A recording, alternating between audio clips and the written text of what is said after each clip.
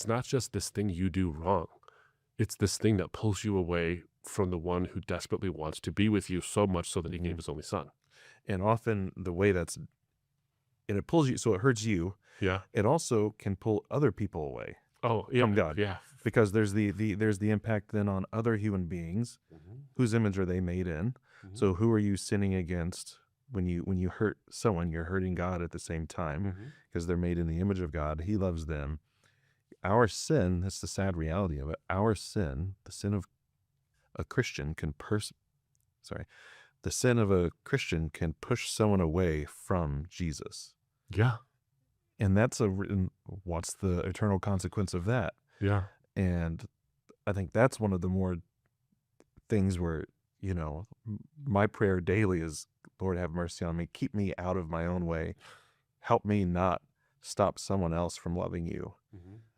That's the danger of a lot of this too. So that's even why teachers are to be judged more harshly than others. Can I park on this for a second? Because what you just said is such an important thing, because it goes to something that I've said before, we've talked about before, is that there is this sort of weird backhanded compliment to the idea of an eternal consequence to our sin. And that compliment is your actions matter.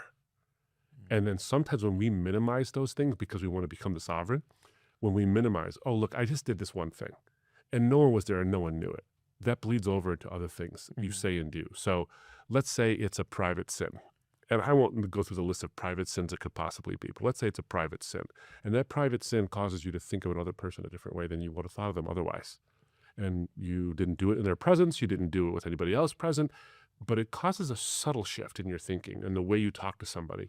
And then you spout off something that is a result of that private sin that results in them being hurt in some way that you didn't even conceive of in that moment. And that is one brick in the wall of many other bricks that have been by other people who have now put up a wall between them and God. They're still responsible for building the wall, but you're responsible for adding a brick or adding some mortar to that. So that small thing you think is nothing, and that you think God would never be justified in condemning me to hell for that small thing. How do you know it's small? Yeah, and not this is even the ripples sort of illustration too of not only have you added a brick to their wall, but now because of that, they may add bricks to other people's walls, and because of that, they may add bricks. So it's this pyramid scheme almost. But that's how but it's even more exponential. Sin is viral. Sin is viral, and in a fallen world, in a traumatized world, it tends to be more viral than goodness. Goodness is good at the time, but it seems like it's gone quickly. Evil is bad at the time, and you relive it. Yeah. Over and over and over. That moment will be always feel like yesterday to you. Yeah. Whereas maybe your wedding feels like, oh, that feels like it was so long ago now. What a great day. I wish I could remember more of it. Wish I could remember more of this person. I forgot what their voice sounds like now, but boy, do I miss them. All that. You're forgetting all the good things, but you're remembering like it was yesterday, all the bad things. Isn't that interesting? We long for the good old days. We don't long for the bad old days. And I think one of the reasons that we long for the good old days is because they seem so distant, but we don't long for the bad old days because the bad old days, we relive them now. Yeah. We're not longing for them that we feel now. Yeah.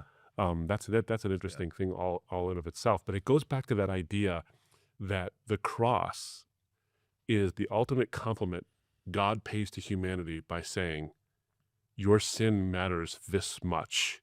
Yeah. That there is a qualitative sacrifice of an eternal value that needs to happen because you might, in your sinful effort to minimize your sin, don't realize just how the magnitude of what you've done is. Yeah. And when you realize that magnitude, I think that it brings us to our knees and does the kind of thing where, Lord, I believe, but help my unbelief. Or Lord, make propitiation for me, a sinner. And you beat your breast because of it, because you recognize that every brick builds more walls. Yeah. And that's the profundity of this whole thing.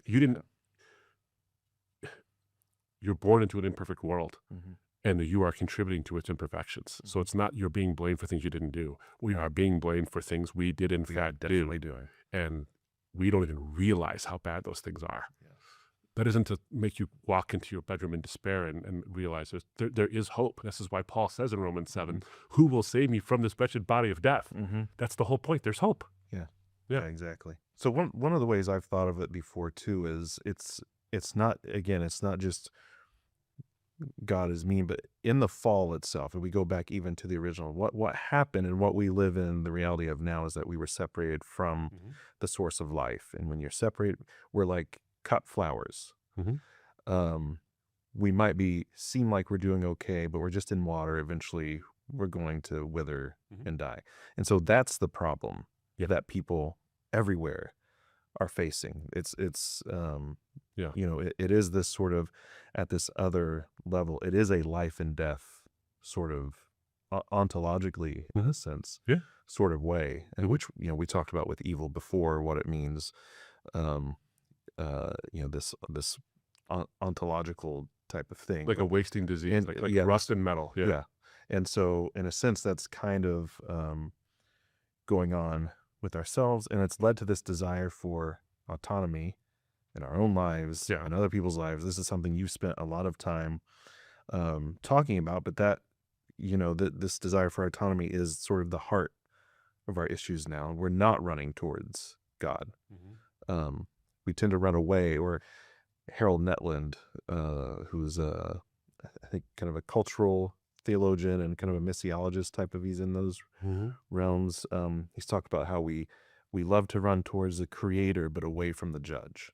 You know, we like the God who made all these things, and isn't he wonderful? But don't judge us.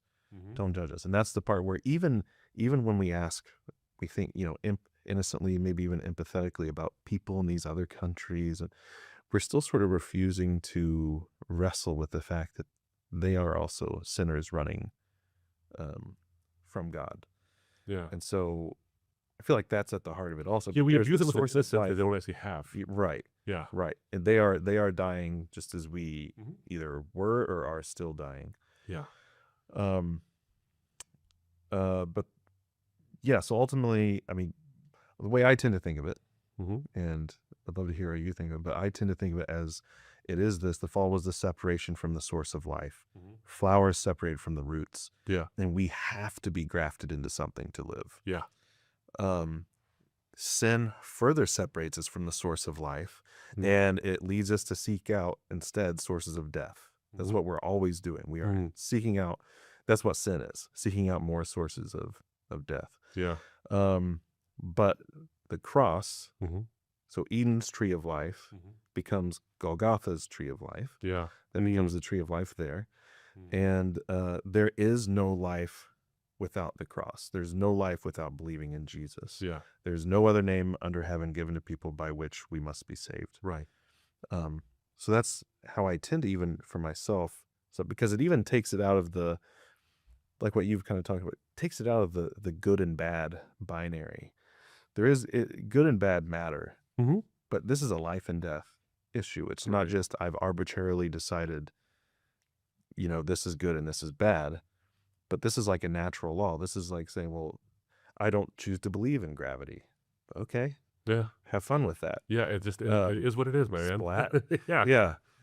So it's the same thing. I don't choose it. Well, this is a life and death thing. You're either moving towards life or away from it.